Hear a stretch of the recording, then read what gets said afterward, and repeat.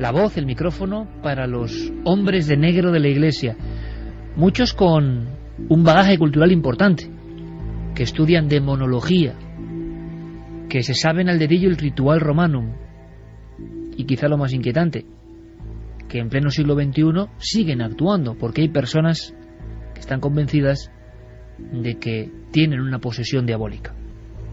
Hemos presentado al Padre Solá, a David Gascón. El turno es de Ceferino Santos, otro exorcista, Diego, en la palestra. Sí, era jesuita, especialista en terapia espiritual, y hasta su jubilación desempeñó su trabajo como profesor en la Universidad Pontificia de Comillas. Acudió en 1983 a Radio Cadena Española, el programa Rumbo a lo Desconocido. Allí se desarrollaba una tertulia sobre posesiones, sobre exorcismos, y Ceferino Santos daba su punto de vista sobre aquellos aspectos que él consideraba fundamentales, sobre la influencia diabólica y los síntomas que podía tener la posesión. Un exorcista, Ceferino Santos, el padre Ceferino Santos, en Radio Cadena Española. Es muy bonito esto del túnel del tiempo, no solo por los documentos, sino por recordar a programas añejos que ya no están, incluso emisoras que dejaron de existir. Rumbo a lo desconocido. El exorcista tiene la palabra. Hay veces síntomas que te hacen sospechar que ahí hay, si no posesión, sí influencia diabólica. Por ejemplo, cuando se han sellado pactos de sangre en el espiritismo con el demonio, se le ha dado dominio sobre la propia persona con un contrato verbal por personas que creían en Satanás. Se ha dedicado a criaturas a veces de Satanás desde el seno de su madre para invocar con un brujo o con una terapia, con un tratamiento mágico, el nacimiento de un varón en una familia que tenía solo hembras, y después ha tenido repercusiones en ese chico totalmente negativas. O un contrato escrito con el maligno, etcétera. Pero estos son solo síntomas de que puede haber una influencia satánica o una posesión.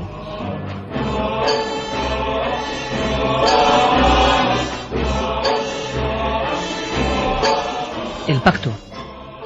Yo pensaba, Carmen, que era una simple leyenda, ¿no? Una especie de anexo, de documento, la mayor parte de las veces falsificado, pero muchos exorcistas españoles creen en el pacto oficial con el maligno. Bueno, el pacto con el maligno se hace desde tiempos de la Inquisición, y que la Inquisición además tomaba muchos de esos pactos firmados por la propia sangre de la persona que hacía el pacto, o bien para tener una mejora económica, o bien para tener a la persona amada. Hace poco yo estaba en el Archivo Histórico Nacional y me comentaban que algunos de esos pactos demoníacos firmados con sangre, que incluso los papeles con la sangre se mantenían, están ahí, se mantenía esa sangre impregnada en algunos de los papeles, en algunos de los documentos que encontraban luego, incluso bolsitas se han llegado a encontrar dentro de los libros en las que había pelos, trozos de papel con sangre, de ciertos rituales y de ciertos pactos demoníacos que hacían esas brujas. Pues no es mal programa hablar con los responsables del Archivo Histórico, sección Inquisición,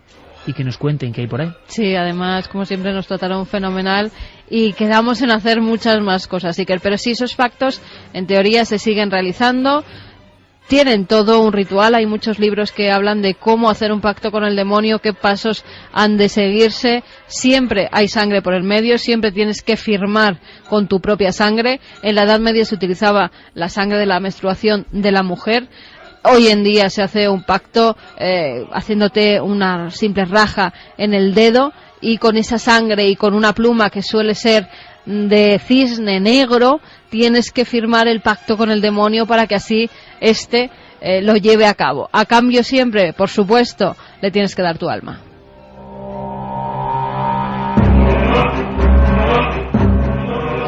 Es muy curioso porque cuando tuvimos cara a cara al padre Gabriel Amort, yo detecté la valentía, por defender sus ideas que pueden parecer arcaicas incluso dentro de la Iglesia, de que el diablo no es la ausencia de algo.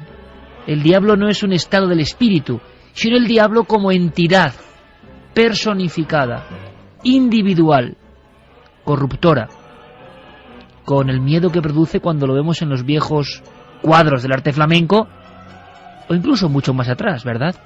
En los frescos del románico o en las gárgolas. El diablo como ser. Da la impresión de que en los últimos 30 años, incluso, como es lógico, en la propia Iglesia hay una idea de deshacerse de esos lastres que parecen tan pesados, tan incongruentes con el mundo empírico en el que vivimos.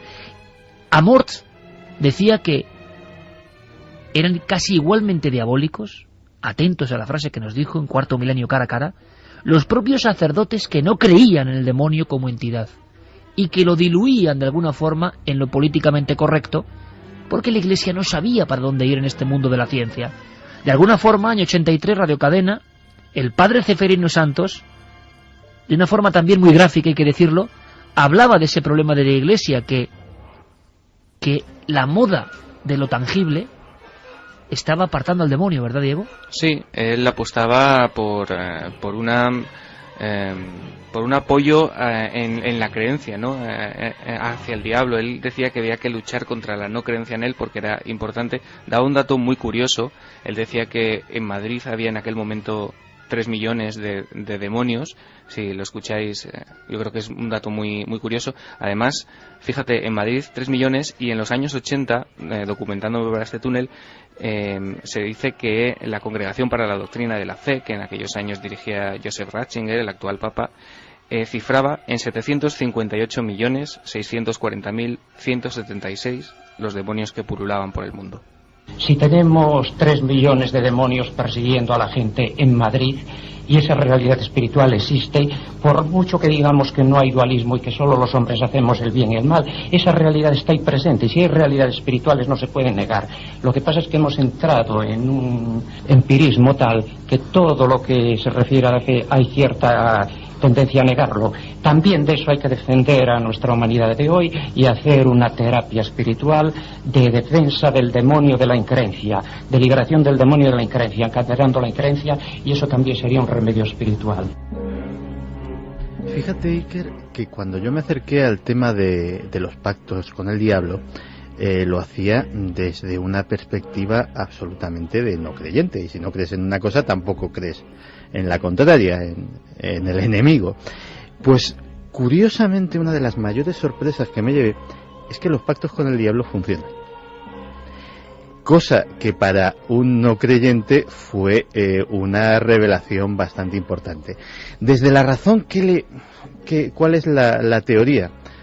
Insisto, desde la razón, desde el ámbito no de la fe, es que hacer un pacto con el diablo es lo que denominan los psicólogos un psicodrama de tal entidad, tan transgresor, en el que se violan una cantidad tan enorme de tabúes, que algo en la mente del que lo hace clic y le pasa a otro nivel. Y cosas que barreras morales, barreras éticas, barreras educacionales, sociales, le impedían hacer, ya te has pasado en algún sitio de su subconsciente esas barreras y le permiten saltárselas. Y entonces esas personas que han pedido por el éxito profesional, por el amor, por el sexo, por el poder, por el dinero, acaban muchas veces consiguiéndolas por el propio convencimiento de que lo van a hacer y la propia falta de barreras morales que se han puesto al cometer ese acto. ¿Y llegaste al epicentro de la información?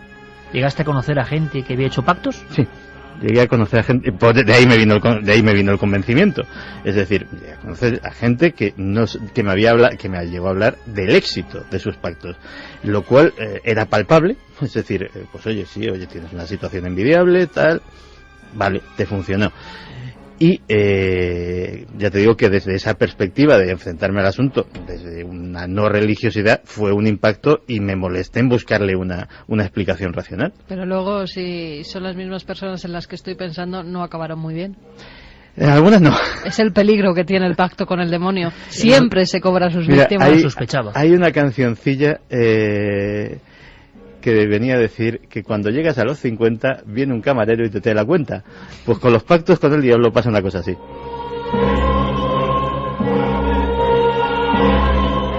Por algo, si esto es verdad, que no lo sé, el diablo es el diablo, se cobra su factura siempre. Padre Pilón, que desde luego, Diego, merecería un túnel monográfico. Y el padre José María Pilón, que ha investigado muchos casos y muchos muy tenebrosos, parece que aboga por la racionalidad, sobre todo comparando su testimonio con el de los anteriores exorcistas. Años 90. Sí, bueno, el padre Pilón en realidad no es exorcista, aunque siempre ha estado muy interesado por estas temáticas. Yo creo que todo el mundo lo conoce. Es un auténtico pozo de sabiduría paranormal, sacerdote jesuita, fundador del grupo EPTA, como todo el mundo sabe.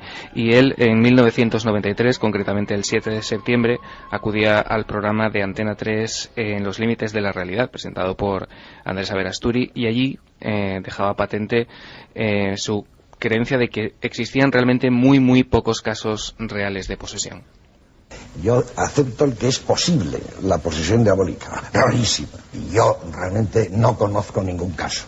De los muchos que han venido a mí, es más, una de las grandes autoridades en el mundo de la demonología de los últimos tiempos, el padre José de Tonquédec, que fue durante muchos años exorcista de la Archidiócesis de París, era jesuita, era psiquiatra, y él dijo que de los cientos de casos a los que él tuvo que asistir como presuntos casos de posesión, él dice que solamente de 2 o 3 a lo mejor dudaría en afirmar que puede ser una posesión.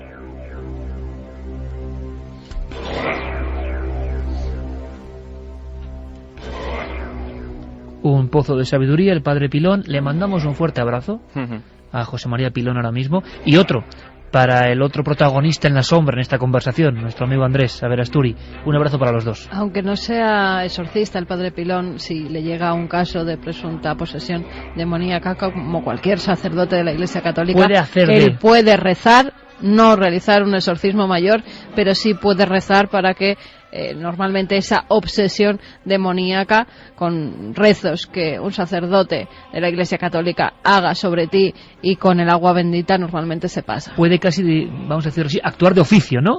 Sí.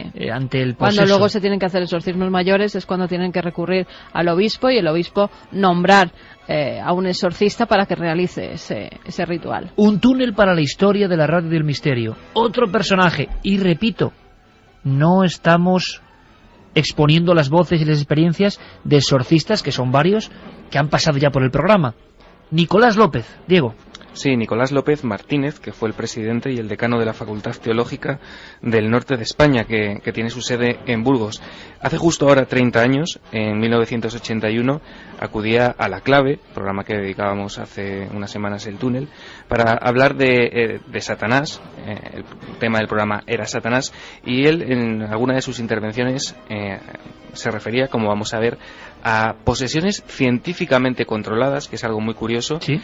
Y bueno, venía a decir que haya cada cual con sus creencias y que quien no crea en esto es su problema.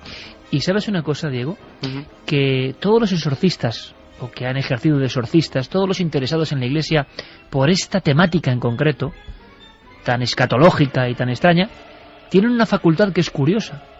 Tienen un don de la comunicación, o más que don de la comunicación, son muy claros. Es cierto. ¿Verdad? Sí, sí. A la hora de exponer sus cosas, así como en tantas ramas, en lo que es la oratoria, mucha gente, bueno, pues al final no se le entiende. Son los exorcistas y adláteres, son de alguna forma absolutamente perfectos en su discurso. Hipnóticos, casi. Exacto, llegan muy hondo, pero por la sencillez. Así que el paso es para el padre Nicolás López.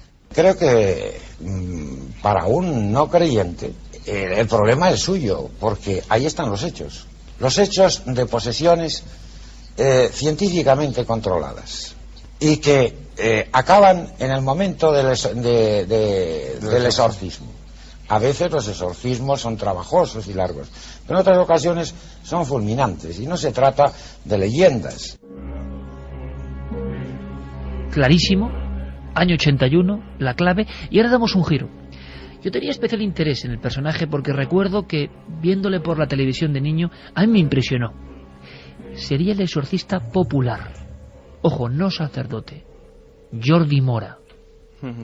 Y Jordi Mora, con toda la cautela que hay que poner ahora mismo en las palabras que voy a decir, porque era una persona que se creía con cierto don, y esto es evidentemente muy peligroso, sí tenía algo que a mí me impresionaba, que su verbo, la fuerza de su imagen, pues realmente traspasaba la pantalla. Iban muchas personas a verle, y hubo una oleada en Cataluña de exorcismos populares al margen de la Iglesia. Quiero que escuchemos a Jordi Mora y además lo escuchamos en la emisión de otro programa absolutamente histórico en la radio española. Señor Mora, ¿usted de profesión le puede decir exorcista o no? Bueno, de profesión, no. Ahora, si por exorcista se entiende que una persona, por el Espíritu de Dios y por la fe en Jesucristo, puede sacar del cuerpo de una persona un espíritu inmundo o un espíritu maligno que intenta destruir a esta persona, sea psíquicamente, materialmente, luego sí se me puede llamar exorcista, porque con la ayuda del Señor y de su Santo Espíritu sí puedo sacar un espíritu maligno. ¿Pero lo hace con frecuencia o no? Cada día recibo en mi casa de 15 a 20 a 25 personas. Yo no cobro un duro a nadie. No hay nadie que pueda decirme que yo hago esto por interés, por dinero o por hacerme un nombre. A mí no me importa un nombre, porque delante de Dios el Señor sabe quién soy y Él es el único que me conoce realmente, como a todas las personas. Torrente de voz y, como decíamos, una entrevista, le escucharemos otro corte, Diego, de un magazine de las mañanas que también formó parte de la historia de la radio. Sí, del Primero de la Mañana, de Antena 3 Radio en 1990. La verdad es que Jordi Mora se le conocía como el exorcista de Sabadell. Allí vivió, allí nació, allí a los 24 años hizo su primer exorcismo y desde entonces, según dijo, hacía entre 8 y 10.000 personas pasaron por sus manos en apenas 8 años. Desde luego, en La Vanguardia, por ejemplo, se le dedicaron páginas casi completas con titulares como "El exorcista Jordi Mora no da abasto en su consultorio de Sabadell". Lo interesante para mí, repito, con un tema que es candente y peligrosísimo, por lo menos es que Jordi Mora no cobraba. Eso porque no, había eso otros, decía. sí, pero parece que nunca cobró un duro, y sin embargo había personas que sí cobraban. No sé, yo no llegué a conocer a Jordi Mora nunca, pero es verdad que quería, como anexo casi, poner su voz, porque me parece una voz que parece al mismo tiempo un puñetazo sonoro. Es que el propio Antonio Herrero, que no era cualquiera, por cierto, Antonio Herrero, a la hora de, pues parecía hasta chantado cuando hablaba Jordi Mora, y es de esas personas que se hacía el silencio porque arramplaban con todo. Un ejemplo, este documento, Diego, en el que habla de algo interesante, porque en el fondo acababa con la terminología propia de los exorcistas sin ser exorcista de la Iglesia, y hablaba de maestros a los que hemos escuchado, como el Padre Solá. La capacidad, según él, casi paranormal, no por ser religioso, sino casi como un don heredado del discernimiento de espíritus. Primero, una señorita casada, que en un momento dado coge un cuchillo, gritando como una loca, se lance sobre sus 2 hijos para asesinarlos con un cuchillo de cocina. Suerte que su marido y otro amigo suyo que estaban en la casa pudieron privar de que los asesinasen. Esta señorita estaba en tratamiento psiquiátrico, esquizofrénica, paranoide, psicópata peligrosa y tenía ausencias. Este es el dictamen del psiquiatra. Cuando esta señorita viene a mi casa, y yo automáticamente, cuando me explican esto, miro a la chica y digo, esta chica está posesa. Quizá algún digno sacerdote que me esté escuchando quizá pueda sonreír. Yo le digo que no se sonría. Le voy a decir una cosa, y se lo digo con todos los respetos que me merece el padre Pilón, cosa que he podido hablar 4 palabras con él me conoce personalmente, y el reverendo Padre Solá, el cual estimo profundamente como hombre de Dios, y como hombre que también tiene este don, que el Señor me ha concedido a mí, que tiene el don del discernimiento de espíritus. Es que no me extraña, por otro lado, Carmen, que Jordi Mora, no sé si sabiendo lo que hacía o sin saber, en este grado de lo que es la oratoria, llegaba a un estado de no sé, de ensimismamiento, en el cual las personas actuaban. Es un peligro, una chica que estaba en tratamiento psiquiátrico, que de repente llega a su consulta y deje mucha gente ese tratamiento por ponerse en manos de un curandero, porque era lo que era este señor, porque no tenía ningún poder para realizar exorcismos. Con lo cual, ¿cuántos de esos casos que él decía que había tratado acabaron bastante mal por no tratarse como se debían tratar en las consultas médicas? Es que esa es la cuestión que estaba yo pensando cuando estaba oyendo las cifras que daba Diego. Digo, en este país, ¿de dónde salen 8 o 10.000 poseídos? Es que... Sí, pero es que si te das cuenta, Gabriel Amorth hablaba de las mismas cifras o más. Siempre se ha puesto... ¿Cuánta gente hay con estos problemas? Pues gente que, cuando le empiezan a salir mal las cosas, dicen que es el demonio y empieza a obsesionarse con que todo lo malo le pasa a ellos porque la sombra del demonio está muy cercana. Una historia social, una historia de los exorcistas oficiales y de los exorcistas por afición o curanderismo, hay que decirlo así, entre ellos Jordi Mora. Hemos presentado unos cuantos y creo que ha sido un túnel esclarecedor. Testimonios arcaicos, antiguos, voces de diferentes emisoras y desde luego, lo más importante, que vosotros tenéis ahí la información. Diego Marañón ha sido enviado en el mundo de las sombras. El próximo túnel espero que sea más amable, amigo. Yo también, un placer como siempre, Iker. Un abrazo. Nunca antes habías estado tan cerca de lo desconocido. Milenio 3. Cadena SER. A las abundantes desclasificaciones de material de todo tipo hemos podido saber de experimentos psíquicos, de experimentos militares, de experimentos de guerra biológica, pero lo que me resultaba increíble es que entre las décadas de 1930 y 1970, que es mucho tiempo, haya habido experimentos civiles sin ninguna vinculación con el gobierno, sin ninguna vinculación con la CIA, ni con la NSA, ni con el Pentágono, es decir, de hospitales. Y lo de siempre, Santi, nos enteramos ahora. Y nos enteramos ahora gracias a que la agencia de noticias Associated Press ha hecho la semana pasada hablábamos de un magnífico trabajo de periodismo de investigación con el tema de Irak, pues ahora estamos parece ser que que el género que estaba en tan malas fechas está reverdeciendo. Estamos hablando de otro magnífico trabajo de investigación de los reporteros de Associated Press que han sacado a la luz decenas, no creo que me pillase los dedos sin hablar, de centenares de casos practicados sobre reclusos enfermos. Vamos a escuchar a Javier del Pino, Crónica, y nos comentas tu opinión sobre todo esto, Santi. El descubrimiento se ha hecho cuando un comité del Departamento de Estado creó un comité para investigar si han ocurrido en la historia reciente experimentos similares a uno por el que hace muy poco el gobierno de Estados Unidos ofreció una disculpa pública, con 50 años de retraso, el infausto estudio sobre la sífilis mediante el contagio a prisioneros en cárceles en Guatemala. Y ese comité ha descubierto casos igual de aterradores y en suelo de Estados Unidos.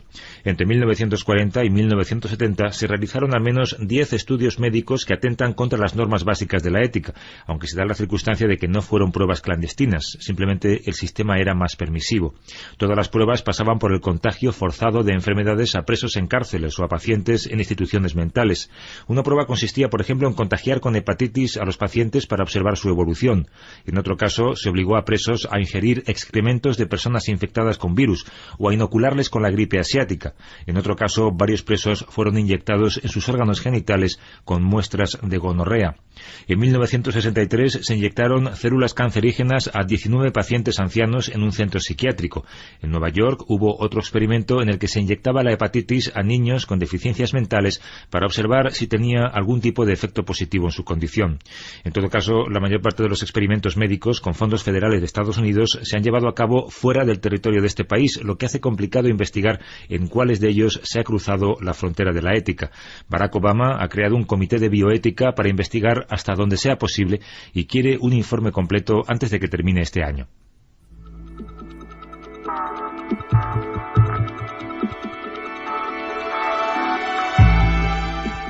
Hemos escuchado con mucha atención cada palabra de nuestro corresponsal en Estados Unidos, corresponsal de la cadena SER en Washington, Javier del Pino. Palabras horribles, increíbles, de película, claro, luego dicen de la luna, si es que nos ocultan casi todo y estamos viendo esta verdad muestra a muestra. Experimentos con seres humanos, por cierto, no solo presos o deficientes mentales, que hay personas que pueden decir, bueno, es como otra categoría, no estamos muy de acuerdo, pero niños con deficiencia como cobayas humanos. Pues sí, ya te digo que a mí de toda esta noticia lo que me ha llenado de perplejidad es que hayamos sabido con 10 o 20 años de antelación, de diferencia, lo que se hacía en el sector militar o en el sector de inteligencia a ese respecto, que evidentemente no era nada edificante tampoco, y que haya sido ahora cuando empezamos a saber lo que se hacía en el ámbito de la investigación médica, de la investigación farmacológica, con el pretexto de que esas atrocidades que... Hacer comer excrementos con virus. Vamos a ver, en 1947 se promulga lo que se llama el Código de Nuremberg. Código de Nuremberg es un acuerdo al que se llega por pura civilización.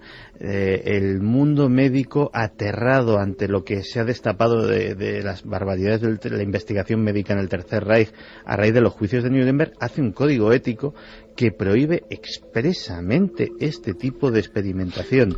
Increíble. Y precisamente el país, o los investigadores del país, muchos de ellos que supongo que estarían ahí el día de la firma del código, que impulsaron la promulgación de este código, sean los que desde 10 años antes a 30 años después han estado haciendo estas cosas, es francamente anómalo y sorprendente. Vamos a ver, antecedentes había habido, y aquí hemos visto algunos, desde las operaciones cerebrales forzosas hasta la barbaridad que hicieron en Tuskegee, que fue un estudio sobre la sífilis, en el cual a decenas de hombres negros absolutamente no avisados de que estaban siendo cobayas humanos les inyectaron la sífilis para ver cómo evolucionaban y cómo se morían, así, literalmente. Pero es que esto con niños... Pero efectivamente, esos precedentes tenían su aquel, nos horrorizaban a todos. Lo que se está destapando ahora es evidentemente que no hay libros escritos sobre el tema, que nadie ha recopilado esa investigación y le ha dado una forma, que simplemente estamos cogiendo retazos de un sitio o de otro, y ya nos empezamos a horrorizar. El día que llegue un autor, coja todo eso y nos lo ponga en un volumen y nos dé 20, 40 horas de lectura concentrada, con datos, con días, con cifras, con nombres, pues nos puede llenar de estremecimiento.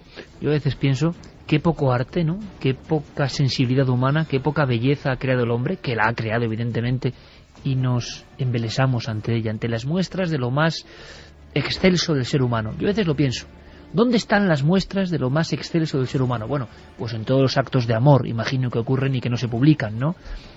Padres que ayuden a sus hijos, al revés, personas que lo dan todo por los demás y que por desgracia no sabemos o no son noticia. Hay amor en el mundo, evidentemente, hay belleza en el mundo, evidentemente, pero cuando uno coge la balanza yo no sé dónde está, porque la crónica de la crueldad humana... Mira, me quedo solo con una línea de la noticia que dice... En 1973, los representantes de la industria farmacéutica admitieron que usaron presos para las pruebas porque eran más económicos que los chimpancés.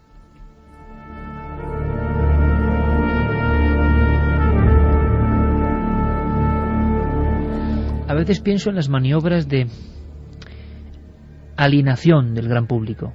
Estamos viviendo en una época, en mi opinión, de alienación total. Alienación, hay que ver bien el término, pero en el fondo...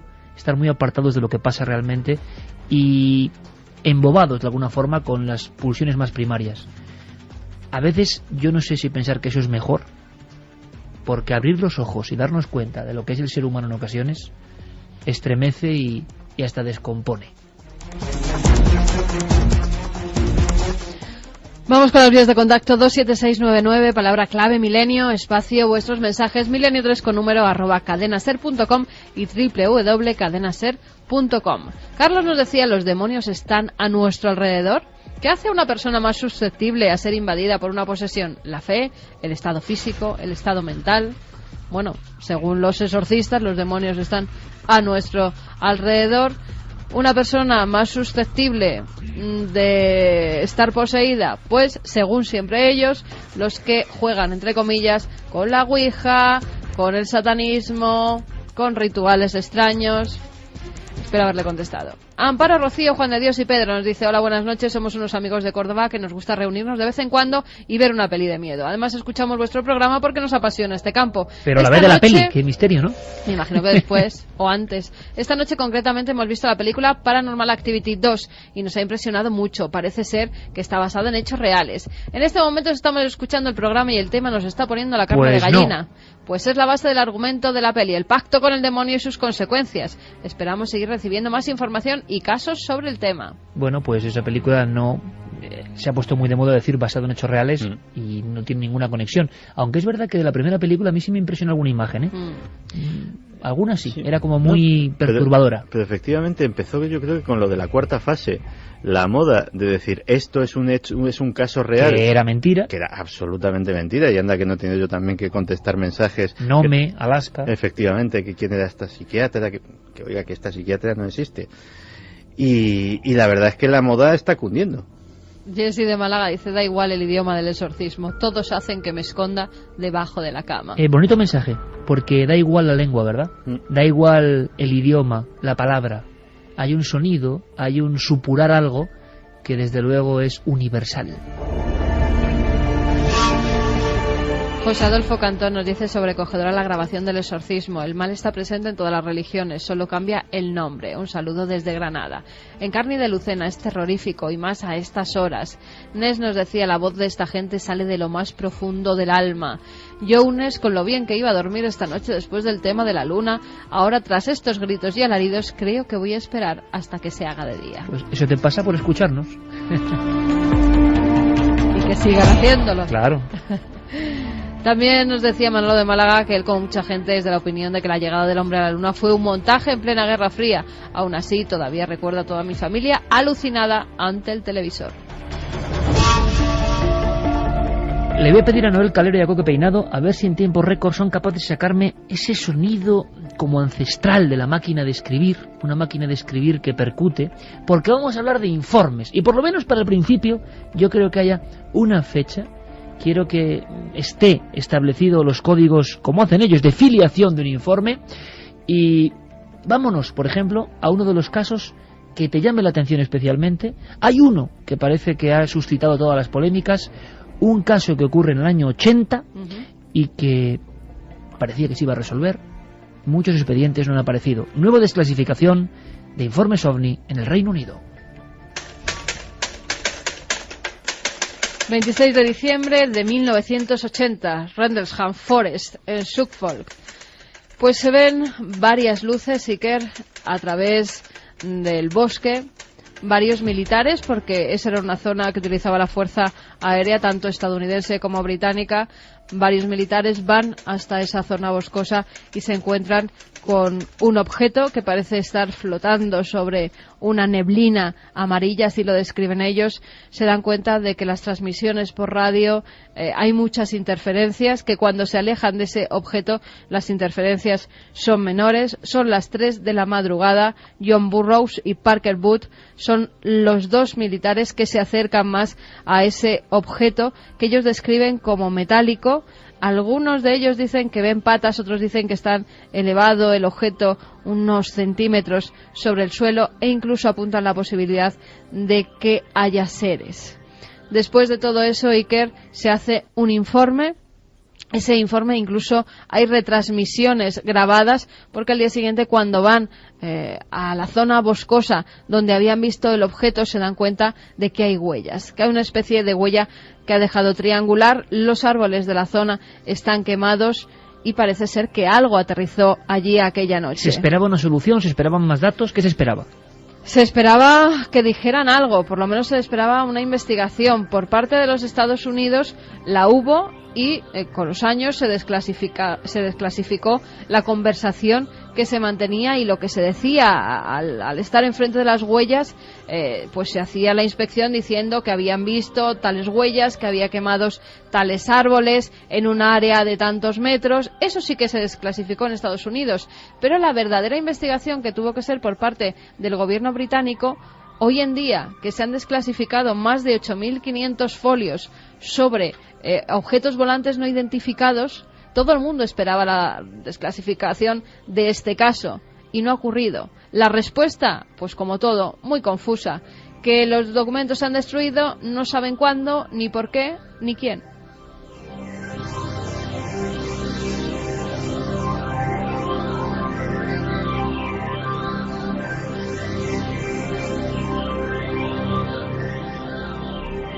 Santi, no hay respuesta sobre el caso más famoso en la historia del Reino Unido. Roswell inglés, como decía, ¿no? No, es posiblemente un caso en impacto similar al de Roswell, aunque no en impacto mediático.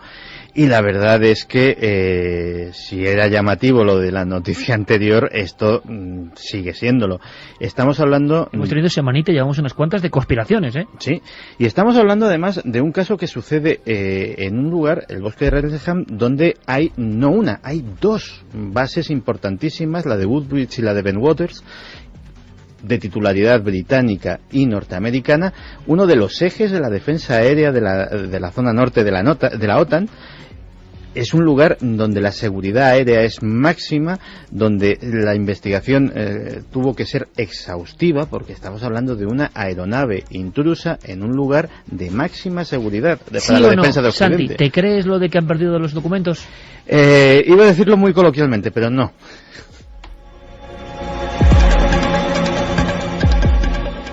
Vamos con el siguiente informe. 26 de abril 1998. 12 ovnis son vistos sobre North Yorkshire. Cambiaban de forma en el aire según los testigos. Había mucha gente, incluso llegaron a hacer fotografías, y todo queda en que la información que se da es que puede ser un experimento militar. Eso lo dicen los propios militares británicos y no lo saben, también es misterioso. Luego hay cosas curiosas, igual que en España teníamos la IG-45, que es eso que a un testigo ovni se le hacía una serie de preguntas. Pues aquí también la tenemos. Está la descripción del objeto, la posición exacta del observador, con qué se ha observado, por ejemplo en este caso que tengo enfrente con binoculares, la dirección del objeto que es en un principio visto, el ángulo de visión, la distancia, el movimiento del objeto. Se parecen mucho a los españoles. ¿Quién es la persona que dice haberlo visto? En este caso, un policía. Con lo cual se recoge hay cientos de estos folios que la gente ha rellenado, que los propios testigos han tenido que poner el día, sus firmas, sus nombres. Los nombres están borrados en todos los documentos Iker, pero también se recogen muchas cartas. Por ejemplo, la carta de un ciudadano que se dirige a Mr. Blair, preguntándole y diciéndole que él está muy interesado en los fenómenos paranormales, que colecciona diferentes vídeos sobre ovnis, y que tiene, por ejemplo, algunos de ellos sobre Edward Hall, Ronald Reagan, el Apolo 14, Edgar Mitchell, y le pregunta que cuál es su opinión sobre esos objetos voladores. Ni más ni menos que el primer ministro en aquel momento. Sí, pero todas tienen que ser contestadas, y todas contestan. Además vienen las cartas con muchas gracias por habernos escrito, intentaremos contestar a su pregunta. Hay una cosa muy curiosa, que toda la correspondencia que cualquier investigador remite al Ministerio del Aire británico queda registrada. Es decir, pasa también en los informes españoles. Entre la información no son casos lo que aparece, desde luego, son también las correspondientes quejas, preguntas de algunos investigadores, algunos muy insistentes, hay que decirlo, y han quedado ahí, ¿no? Incluso está la historia de un investigador español, Joan Plana, preguntando sobre el caso de Talavera Real, y preguntó tanto que la propia Guardia Civil, vamos a decirlo así, que se lo tomó a mal y, bueno, le investigaron, pues eso quedó así en los informes. En los informes también se pueden ver recortes de periódicos. Por ejemplo, pone UFO Mystery Did Detect Call. Esto es una publicación del 21 de julio de 1993. Peter Gregory asegura que vio una luz muy grande sobre Somersby. Se ve una filmación que él mismo graba, una especie de luz que hacía movimientos imposibles. El Bufora, porque también recogen esas informaciones que mandan algunos grupos que se dedican a estudiar fenómenos ovni. Bufora, 4 de marzo del 98. Aseguran que más de 30 testigos ven un objeto con forma triangular en Mansfield y en Derbyshire. Luces azules, luces blancas, se reflejaban algunas de esas luces en las nubes, no había sonidos. Y preguntan a esas fuerzas aéreas si les pueden decir si algún radar de la zona ha detectado esas luces, para confirmar a los testigos que lo que estaban viendo... Los testigos se ponen en contacto con bases aéreas y... Exactamente. Y dicen que no, que en los radares no se ha registrado absolutamente nada, que no saben lo que podía ser. ¿Algo más interesante de esta nueva jornada de desclasificación que te llame la atención? Pues de todo, el misterio del objeto en el cielo, un objeto captado en el radar de la Real Fuerza Aérea de Escocia. Se preguntan si podía ser un globosonda. Pero la sensación es de muchísimos casos, muchos más casos de los que salen en la prensa. Muchos casos. O sea, como si la realidad ovni durante los años 90, por ejemplo, que parecía oficialmente abotargada por completo, en el trasfondo estaban ocurriendo casos, peticiones al ejército, investigaciones. Pero sí, es lo que te he dicho muchas veces, es lo que he mencionado en este micrófono. Es que da esa sensación porque los medios de comunicación no se ocupan de ello, no como lo hacían en la década de los 70 o a principios de la década de los 80, pero la casuística sigue ahí. Prácticamente todas las semanas suceden cosas. Yo he visto en los informativos que en España, han dado esta noticia, porque claro, es que todo el mundo repica lo mismo y punto, y no se ven ni los informes.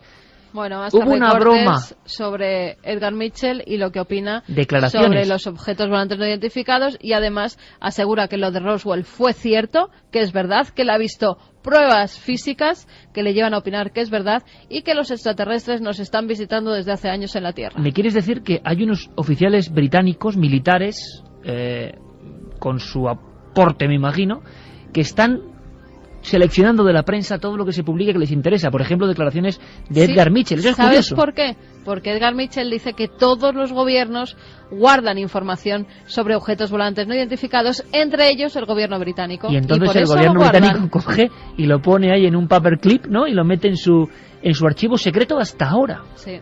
Además, fíjate, hay una estadística, ellos hacen cada año, la Fuerza Aérea, la serie de avistamientos que ha habido en esos años. Y nos encontramos con folios que nos dicen desde el año 58 hasta el año 1998, que es cuando paran los avistamientos que ha habido en esos años. El mayor número de avistamientos, si no recuerdo mal, eran unos 638 en el año 80-81. Dos cosas que no entiendo.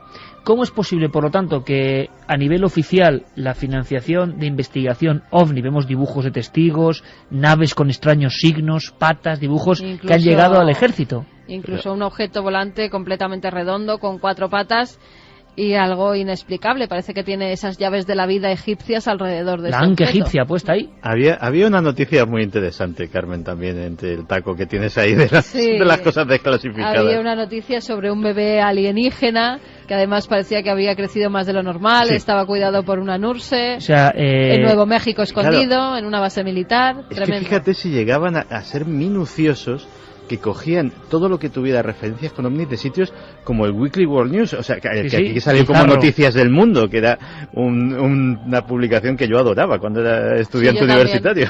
Y mezclando todo eso con información real. Sí, Space Alien Baby. Decían un niño venido del espacio, un objeto volante que se estrelló y vivió un alienígena, o sea, cosas alienígena que estaba muy dentro difíciles de creer junto a elementos. Y las fotografías, que todavía es peor, que se vea un extraño ser como siendo acunado por una militar. Hombre, nos quedamos con la información seria que existe en todo esto, desde luego. Nos quedamos con los casos de un montón de testigos, de personas que acuden e interpelan al propio ejército. ¿Y por qué? La gran pregunta es por qué los medios, por ejemplo, repito, en España, sacan esta noticia: desclasificación militar en el Reino Unido. Lo sacan todos, eso desde luego, porque luego es la noticia más seguida en los periódicos. Pero no, casos como de broma, maquetas que lanzaron unos estudiantes. ¿Por qué ninguno saca simplemente algunos de los casos que hemos contado aquí? Hay muchos muy interesantes, y la gente que esté interesada en el estudio del fenómeno OVNI tienen un mes para bajarse todos estos documentos que están en PDF, lo pueden guardar en el ordenador, pero simplemente un mes, o sea, lo dejan colgado ahí en la Fuerza Aérea Británica, tienen todos los archivos para bajarse y durante un mes pueden ser consultados. Miles de hojas. 8.500 folios. Y de información. Gran parte de ellos están aquí. Nuestro compañero Guillermo León, que en ikerjiménez.com ya está poniendo todos los elementos para que cada uno pueda observar los informes. Saludamos también toda su labor en Twitter, en Facebook, por supuesto, donde un montón de gente se incorpora cada semana, somos muchos miles ya, bueno, pues intercambiando información con las noticias que Guillermo pone, con las actualidades de todo este equipo. ¿Nosotros qué hacemos? Pues viajar de nuevo hacia la historia, porque tal día como hoy ocurrieron muchas cosas. Efemérides. 1475 nace el pintor y escultor italiano Miguel Ángel Buonarroti, autor de enigmáticas obras como el David, la Piedad o los frescos de la Capilla Sistina. Entre abril de 1535 y octubre de 1541, Miguel Ángel realiza una de sus obras maestras, el Juicio Final de la Capilla Sistina. El fresco es de enormes dimensiones e incluye casi 400 figuras, de las que se han identificado aproximadamente 50. La zona superior de la composición, más de la mitad de la pared, está ocupada por el mundo celestial, presidido por Cristo como juez, en el centro de la escena, inicialmente desnudo y en una postura escorzada, levantando el brazo derecho en señal de impartir justicia y cierto temor a los resucitados. 6 de marzo de 1836, se produce la masacre de la Batalla del Álamo, donde muere el héroe estadounidense David Crockett. Años después, el lugar de la contienda seguiría siendo objeto de avistamientos de fantasmas.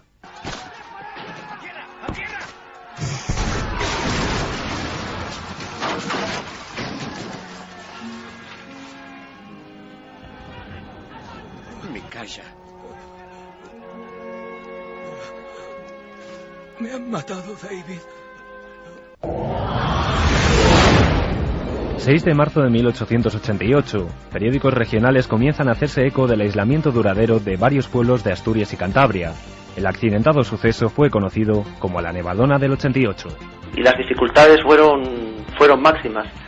La gente padeció, auténticas situaciones de miseria sobrevenida con motivo de la nevada. Y de hecho, estadísticamente, en los meses posteriores, a lo largo de la primavera y del verano, está comprobado que hubo una emigración masiva a Cuba y Argentina, justamente como consecuencia de la miseria en la que dejó este tremendo temporal a toda esta zona. 6 de marzo de 1924, el gobierno egipcio permite la apertura del sarcófago de Tutankamón. Casualidades o no, también un 6 de marzo, esta vez de 1939, su descubridor Howard Carter sería enterrado en el cementerio de Putney Vale, en Londres. En esos momentos las emociones impiden toda expresión verbal, de tan complejas y conmovedoras como son. Habían pasado 3000 años o más desde la última vez que los ojos humanos habían contemplado el interior de aquel ataúd de oro. El tiempo, medido por la brevedad de la vida humana, parecía perder su perspectiva ante un espectáculo que recordaba de una forma tan intensa los solemnes ritos religiosos de una civilización desaparecida. 6 de marzo de 2006, la efeméride de Milenio 3. La nave del misterio rememoraba un sorprendente viaje a un mítico cementerio. Alberto Granados, en Rennes-le-Château. Y nos hemos colado en este cementerio para echarle un vistazo. Aún se conservan las tumbas. Vamos a ver. Y estamos ahora recorriendo este cementerio. Que sepáis que estamos pasando por uno de los cementerios que más misterios tienen y que más misterio guardan. Un cementerio cerrado para el público, pero abierto para los oyentes de Milenio. Pero ese fue el de Vitoria, no el de Rennes-le-Château. El de Vitoria, es verdad. Creo que no tuvieran que enterrar al día siguiente. Pues hubo problemas, ¿eh? Sí, hubo problemas. Vaya por Dios. Bueno, felicitar a Mario, que nos escribía desde Llanes, Asturias, que a las 13:20 nos decía, nacido su hijo Álvaro, que le demos nuestra bendición milenaria, que luego querrá que escuche esta grabación del programa cuando sea un poquito mayor, y así que sepa que está bendecido por la nave del misterio. Mira, con Fleetwood Mac y eso de seguir su propio camino, que lo cumpla. 3:59, Fermín Agustí, Carlos Largo, Coque Peinado y Noel Calero, con estas músicas, con un poquito de final positivo. Santi, Carmen, mañana nos vemos más pronto todavía, en Cuarto Milenio. 12 menos cuarto. O 12 menos 20. Pues fíjate. Por ahí andamos, que a las 11:30 conecten ya con nosotros. Es una hora muy difícil, con 4 y no se vayan. Es una hora muy difícil, para que luego se quejen. A menos 20 más o menos, todos puestos ahí, para ver Cuarto Milenio. Santi, un abrazo. Pues mañana nos vemos con un tema caliente. Mañana es un tema tremendo. ¿Qué está pasando en el Sol? El primer tema. Hasta mañana. Catástrofe planetaria, catástrofe que está ahí. Catástrofe que muchos vienen, no sé si deseando, clamando, comentando, inquietando al pueblo, ciertamente. todo eso que decíamos que incluso nos daba envidia y que ha motivado incluso un debate encendido ahí fuera, al otro lado de la puerta de la radio, debate bonito sobre la lección de Japón, la lección interna de Japón, la lección de serenidad y de conceptos que desde luego aquí hemos perdido todos hace mucho tiempo. No hace falta más que, en fin, no voy a hablar más, pero ver cómo está el panorama. La individualidad, que no es mala, pero cuando se convierte ya en absoluto aprovechamiento del contrario, genera algo que es una extraña nostalgia cuando vemos lo que pasa en Japón. Esto es todo lo contrario, lo que viene a continuación, sí. Es un grupo de personas que asegura que la catástrofe, y a veces hay que decir que es verdad, que sorprende escuchar algunos cortes de audio con lo que está pasando ahora, que la catástrofe está a punto de llegar. Solo un fragmento de un hombre que hablaba con estas palabras. No os lo voy a presentar porque será Diego Marañón quien nos adentre en este mundo que es parte de la historia del misterio español e internacional. Unas palabras que, ¿cómo suenan ahora? Hay documentos secretos de la NASA que demuestran que el cambio climático no es producto de las emisiones de dióxido de carbono. Eso está acelerando el proceso, pero no lo está causando. La causa, también lo habían profetizado los mayas, es una radiación que procede del centro de la galaxia y que cíclicamente llega cada 13.000 años, cada 26.000 años, y que ha hecho que nuestro Sol entre en convulsión, que incremente la cantidad de tormentas solares, y toda esa radiación, esa energía está afectando el campo magnético terrestre y está haciendo que nuestro planeta se torne sísmico, volcánico, telúrico y tormentoso. Alternativa 3 era un episodio más, un capítulo de una serie de mucho prestigio en Inglaterra que se llamaba Informe Científico. Medianoche. Que ya las pantallas de televisión están reflejando un punto luminoso. Las psicofonías son grabaciones paranormales en cinta magnetofónica. Los archivos aproximadamente 3.000 casos de encuentros con los humanoides.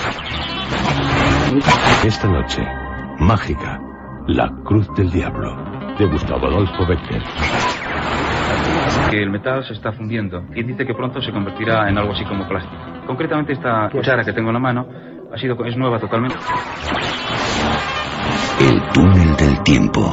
Don San Vicente de la Barquera, don Diego Marañón, buenas noches. Y tan buenas con esta luna, ¿qué tal, Iker? Sí, esta luna que nos protege, nos ilumina y que yo creo que es perfecto. Hablamos de lunas habitadas. Para estas personas había lunas habitadas en el sistema solar. ¿De qué estamos hablando, Diego? Pues estamos hablando de la misión Rama, una organización que llegó a tener presencia en nada menos que 35 países, una asociación de las más numerosas, ¿no?, relacionadas con todo este tema del contactismo ovni, y que no solo defendía que los extraterrestres nos visitan, sino que decían que en más de 7 ocasiones dieron prueba de esas visitas a la prensa mundial. Y además los extraterrestres estaban teniendo un contacto para avisarnos de algo que estaba a punto de suceder. Es verdad que, escuchando un poco al que fue el líder o portavoz de toda esta historia, Sisto Paz, al que hemos conocido aquí, hemos entrevistado en varias ocasiones, es verdad que objetivamente sorprende el documento que tú recuperabas de hace ya unos cuantos años. Hablaba de una sensación que ahora parece que está en boca de todos, ¿no? Seísmos, vulcanismo, cambios en el eje de la Tierra. Bueno, vamos a empezar por el principio. Y si aquí hay un año importante es el de 1974. Diego, vamos a escuchar una sintonía, porque a mí esto de meter sintonías me encanta. Viajamos en el tiempo, aquí viajamos mucho, yo tenía un año, o sea que imagínate, seguro que Santi se acuerda muy bien. Es una sintonía de un programa que era puro periodismo.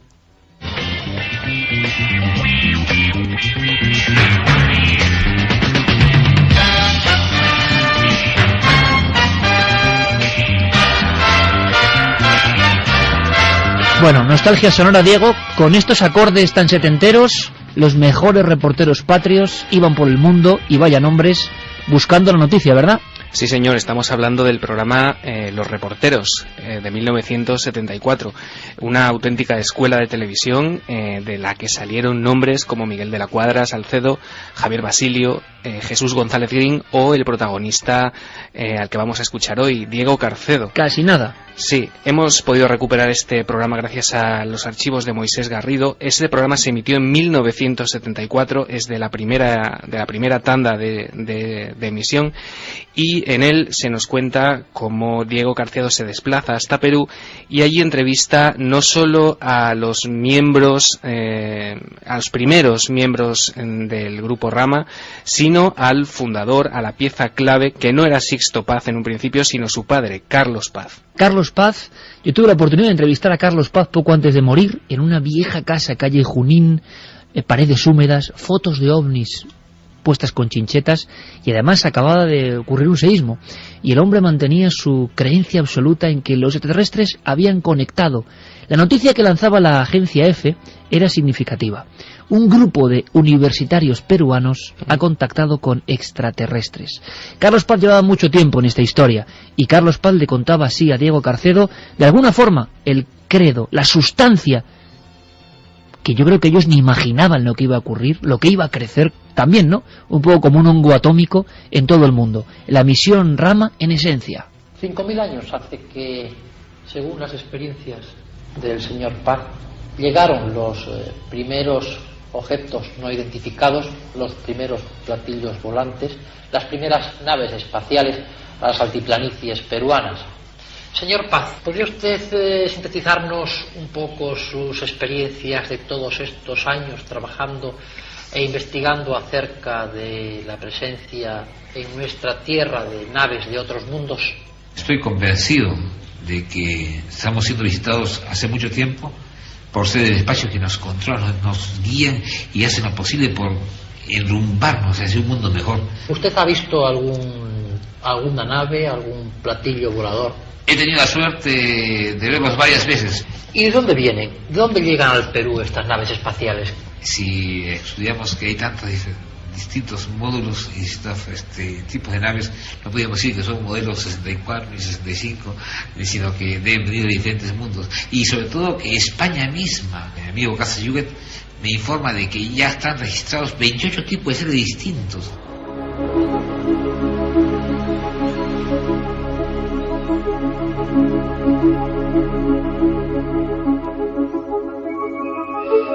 Voces de la historia. Carcedo y Carlos Paz. ¿Cómo entenderlo? Estaban convencidos de que habían iniciado una serie de contactos, a veces contactos previa cita.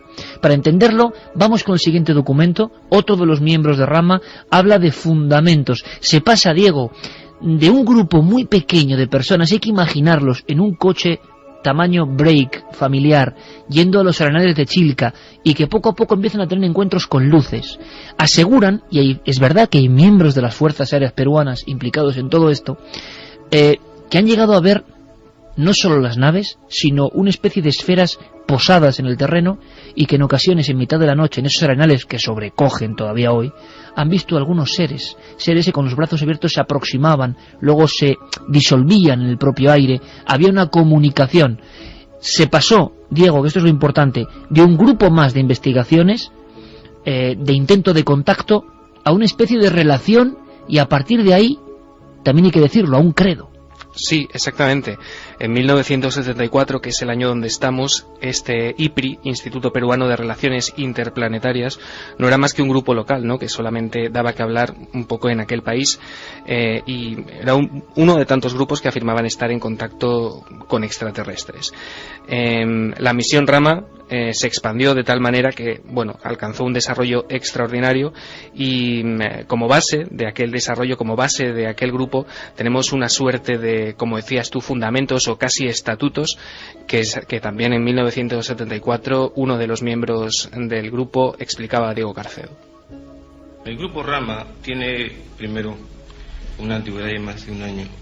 Nació justamente de un contacto con seres extraterrestres, y su función es primordialmente tratar de que todas las personas, en base a experiencias, contactos que puedan lograr con estos seres, aprender en base a la experiencia ya vivida por esta raza, a poder realmente saber llevar mejor nuestra civilización, nuestra raza, ser humano, a un camino realmente de mucho mayor armonía, de mayor tranquilidad, de mayor paz, en el sentido de que nuestra raza actualmente vive un estado de decadencia de tipo psicológico, de tipo anímico, de tipo moral, de tipo espiritual, de tipo que podríamos decir pues negativo para un buen desarrollo a través del tiempo.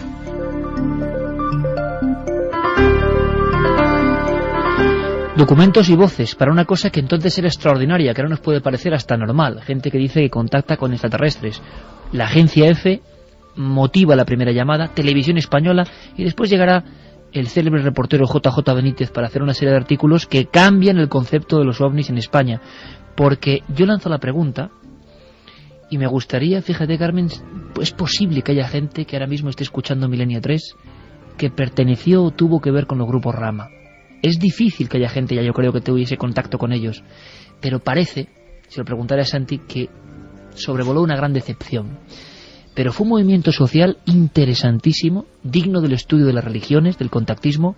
Recuerdo en ese año 74 Benítez entrevistando a los miembros de Rama, que incluso en España, en Logroño, en Valencia, en Bilbao, muy fuertes en el norte de España, iban con un emblema en el brazo, y hablando de la confederación de la misión Rama. Sin duda hay un personaje que destaca entre todos ellos, con unas facultades innatas, hay que decirlo, para la comunicación. Sixto Paz, Diego. Sí, Sixto Paz, que como decimos se erige en líder. Él siempre dijo que esto no era la aventura o las vivencias de Sixto Paz, sino que él solamente era una especie de portavoz de todo lo que estaba ocurriendo. Cuando Sixto tenía 18 años, en 1974 precisamente, su padre, al que ya hemos escuchado, Carlos Paz, le llevó a una conferencia en la que, entre otras cosas, se comentaba que en el caso de que pudieran existir seres extraterrestres, lo más probable es que se pudiera contactar con ellos telepáticamente. Claro, esto para alguien, como tú dices, con las facultades de comunicación, con la mente tan abierta como tenía Sixto, bueno, es como si le dieran el mayor de los juguetes. Él contaba también en una entrevista que le hicieron hace muchos años en Galavisión cómo eran esos orígenes de la misión Rama. Bueno, realmente toda la experiencia de la que formo parte, que se inició en 1974, vino a raíz de que ya mi padre investigaba los ovnis como un hobby de la década de los años 50. Él, con amigos suyos de la Fuerza Aérea del Perú, cuando surgió el proyecto Libro Azul, se constituyó en un grupo de investigadores del tema. Entonces, nacimos con mis hermanos en un ambiente muy favorable al tema, y él desde pequeño siempre nos enseñó a pensar, no a creer que todo esto fuera posible. Entonces, 1 o 2 veces al mes salíamos al desierto y teníamos los llamados avistamientos.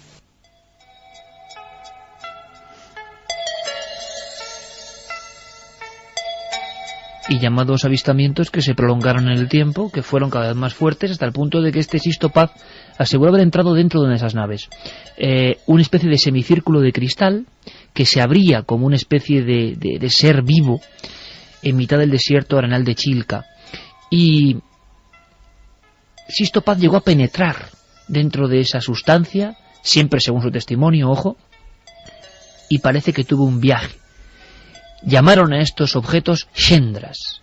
Hablar de Shendras, del extraterrestre Oxalc o de Antar Serán, se convirtió en aquella España de mediados de los 70 en algo casi lógico, casi como una nueva religión que sustituía a esa otra religión férrea que había desencantado a muchos. Lo que no esperaban iba a ser el propio desencanto con la misión Rama. ¿Qué hay de verdad? ¿Qué hubo de verdad?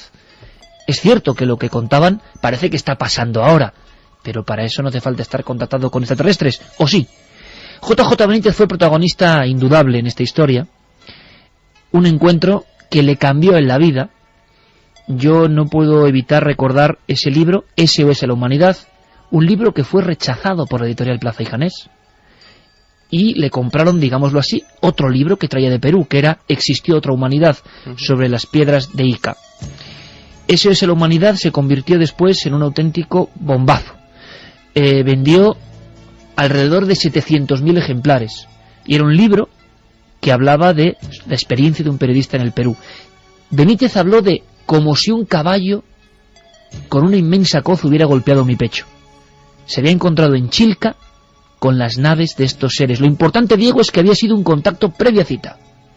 Sí, Benítez acudió a Perú a raíz del telex de la agencia F firmado por Enrique Valls.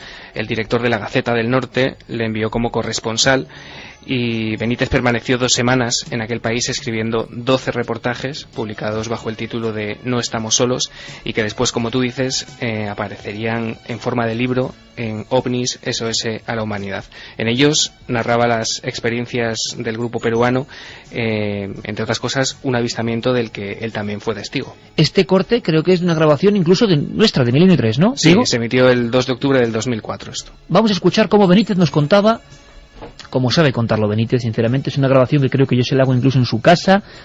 Son trozos de la historia de Misión Rama, y Benítez a su forma. El sonido no es el mejor, ha pasado mucho tiempo, demasiado, por los cabezales de esa grabadora, y sin embargo tiene su fuerza, ¿verdad? Un periodista español, previa cita con esta gente, contacta con los extraterrestres, entre comillas, le citan en Chilca ese 10 de septiembre del 74, y pasa esto. Y nos pilló de espaldas a ese grupo. Entonces recuerdo que oí gritos, nos dimos la vuelta, calcula 3 segundos, entre que oyes los gritos y te das la vuelta y miras en dirección a donde oyes los gritos, vimos una luz enorme, blanca pero impresionante, y en silencio. Yo recuerdo que lo primero que hice fue bajar los ojos al suelo, cerrarlos, y dije, me están engañando. Los volví a abrir y ahí estaba aquello, empezó a moverse. Bueno, la gente empezó a gritar para arriba y para abajo. Y luego apareció un segundo objeto más pequeñito y empezó a hacer como giros sin orden alrededor del primero. Y estuvo un ratito, o sea, yo calculé, aunque ahí calculas mal el tiempo, pero alrededor de 5 o 7 minutos, que es bastante tiempo. Y al cabo del rato se metieron dentro de las nubes, del colchón de nubes, y yo vi cómo se iba difuminando la luminosidad. Bueno, antes de esto lanzó un haz de luz hacia el suelo, y en ese momento yo no me di cuenta, luego sí, de que era un haz de luz blanca, pero se quedó a medio camino, como si tú lo cortas con una navaja y no toca el suelo. Es decir, yo había visto algo y yo lo sigo refrendando. Es decir, yo vi algo que no tiene explicación. La experiencia le marcó a Benítez tremendamente, tanto como para dedicarse a investigar los ovnis e incluso abandonar el periodismo activo, siendo director de la Hoja del Lunes en cierto momento, para lanzarse a las carreteras. Pero lo que poca gente sabe es que hubo una gran polémica. Carmen Santi, esto os va a gustar porque esto es un archivo histórico que recupera Javier Sierra de los propios archivos de Rivera. Luis del Olmo, programa Protagonistas, año 74, el eco es tremendo en España, y entrevista a Antonio Rivera. Parece ser que, bueno, las disputas entre Antonio Rivera y Benítez, dos grandes popes de la ufología, venían de mucho antes del afer Caballo de Troya. Año 74, protagonista, repito, luego escucharemos a Luis del Olmo metido en el ajo, y Rivera, ¿qué decía? Pues que todo esto que llegaba del Perú, como que no se lo creía, y lo contaba de una forma muy gráfica. Como prueba, es decir, física de la veracidad de estos asertos, proporcionaron no solamente a Benítez, sino supongo a todos los periodistas que lo visitaron, una cantidad impresionante de documentación gráfica, es decir, fotografías de ovnis, de naves. Por desgracia, yo tengo una memoria fotográfica fabulosa, poseo un archivo recopilado en 20 años de estudio, y he ido identificando una tras otra todas estas fotos. Es decir, son fotos que tienen otras procedencias. Fotos que han sido hechas aquí por otras personas en Estados Unidos, en Australia, en años como 1954, 58, e incluso hay mezcladas con ellas pues una fotografía de una película de la Paramount Pictures, Emboscada a Mad Helm, una película producida por Irving Allen. Claro, esto pues a mí me parece poco serio y, en mi modesta opinión, invalida las afirmaciones de estos señores, puesto que si como prueba de lo que están afirmando tienen que presentar una serie de fotografías amañadas o de procedencias dudosas, pues claro, todo se derrumba. Todo se derrumba, decía el gran maestro o maestre de la ufología española, Rivera, que recibía toda esta expectación como con mala gana, ¿no? Decía, no son pruebas concluyentes y no nos lo creemos de alguna manera. Y de repente Benítez inicia una especie de batalla que yo creo que siempre a partir de este instante, y esto me lo decía Javier Sierra emocionado, generará una especie de división ya como eterna, ¿no? El mundo de los periodistas y el mundo, entre comillas, de los investigadores, cuando yo creo que todo está bastante mezclado. Pero bueno, ahí Benítez defenderá a capa y espada la profesión del periodista, y lo hará de una forma muy dura. Ya veréis, mandando una carta que lee en antena al empezar protagonistas el propio Luis del Olmo. O sea, la polémica de los extraterrestres del Perú, que mandaban mensajes de que la civilización iba a acabar y que solo haciéndoles caso íbamos a ser salvados de este catástrofe o cataclismo nuclear que se avecinaba. Todo esto llega a las antenas de los principales locutores de radio en España. Por favor, escuchar, porque esto es una joya, escuchad esta locución. Luis del Olmo lee la carta de Benítez contra Rivera. Hemos recibido en este sentido la siguiente carta de Juan José Benítez, puntualizando algunas afirmaciones de don Antonio Rivera. Dice: Juan José, me he propuesto escribirte Luis un sinfín de veces, pero siempre se me ha ido de las manos. De corazón, gracias. Pero esta mañana, al escuchar a mi buen amigo don Antonio Rivera sobre los ovnis, me he visto obligado a añadir un motivo más a esta carta. No tengo intención, Dios me libre, de discutir sobre la autenticidad de unas fotografías que sirvieron en su mayoría, si Rivera lee más despacio nuestros reportajes en la Gaceta del Norte, para ilustrar lo que los miembros de IPRI nos contaron. El asunto nos llevaría horas, pero sí me he sentido debido, y en especial como profesional del periodismo, ante esas afirmaciones de don Antonio Rivera sobre las luces que asegura yo vi entre las nubes. Me dio la sensación, y que me disculpe Rivera si estoy equivocado, de que se dudaba de lo que yo había narrado. Por eso, amigo Luis, te agradecería expusieras, y de forma igualmente pública, mi extrañeza ante las palabras de un ufólogo que admite decenas de testimonios de testigos de avistamientos o aterrizajes de ovnis, ninguno de los cuales, y me refiero a los testigos, son periodistas. Comprendo y admito, continúa Benítez, que cada cual piense lo que le parezca oportuno sobre el tema ovnis.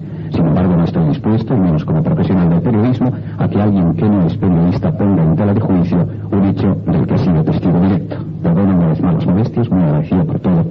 Y firma Juan José Benítez. Por supuesto que protagonistas no entra ni sale en la polémica, simplemente expone. JJ Benítez, como periodista, diciendo que los ufólogos estaban siendo demasiado críticos con él, con su experiencia. Se proyecta el asunto de Rama, 600 grupos, un montón de gente haciendo ouija, haciendo escritura automática, llegando a sitios y montes para contactar con los supuestos habitantes del cosmos. Y mientras tanto, en Perú, en diferentes sitios, se convoca a la prensa para que no quepan dudas. La prensa iba a asistir, son ya los años 80, a un encuentro previa cita, Diego. Sí, esto ocurría el 21 de febrero de 1989. En aquel entonces, estando Sixto Paz presente, el Grupo Rama de la República Dominicana recibió un mensaje que textualmente decía: el 24 de marzo transmitiréis a los periodistas el mensaje. El 25 y el 26, muy tarde, daremos una prueba contundente de nuestro respaldo a Rama. Al parecer ocurrió, Iker, algún tipo de fenómeno luminoso del que fueron testigo un grupo de periodistas, entre ellos el corresponsal del canal 23 de Univisión, José Gray, que lo contaba así.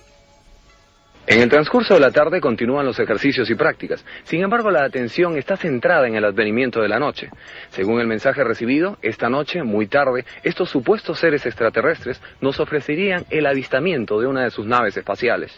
La espera sí rinde frutos. Nosotros vimos y un fotógrafo profesional captó esta luz que se desplazaba por sobre los cerros y que al día siguiente estaba en primera plana de un diario local. Lo noté bien cuando ya termina de llegar al extremo del cerro y se eleva. Este periodista argentino lo vio también. Avanza, desaparece y luego va descendiendo y después desaparece. Nuestro camarógrafo registró también un sinfín de testigos que afirmaban en mitad del desierto haber observado las naves de otros mundos. Y lo que vamos a escuchar ahora es como la tercera etapa de la misión Rama, o de esta historia extraña de extraterrestres hoy, ángeles ayer, de alguna forma, con una sintonía. Y mira, voy a hacer el juego con Santi y con Carmen y con todos vosotros. A ver qué sintonía es esta.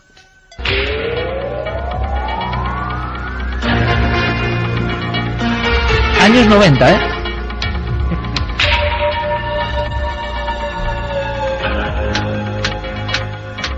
¿No adivináis? Yo creo saberlo. A ver. ¿Puede ser la máquina de la verdad? La máquina de la verdad. Carmen, ¿no te acordabas de la máquina de la verdad? No. Año 94, pero te acuerdas del programa, claro. Sí, claro, y de Julián Lago.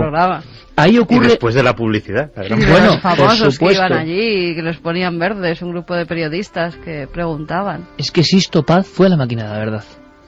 Y se montó un follón sin precedentes, Diego.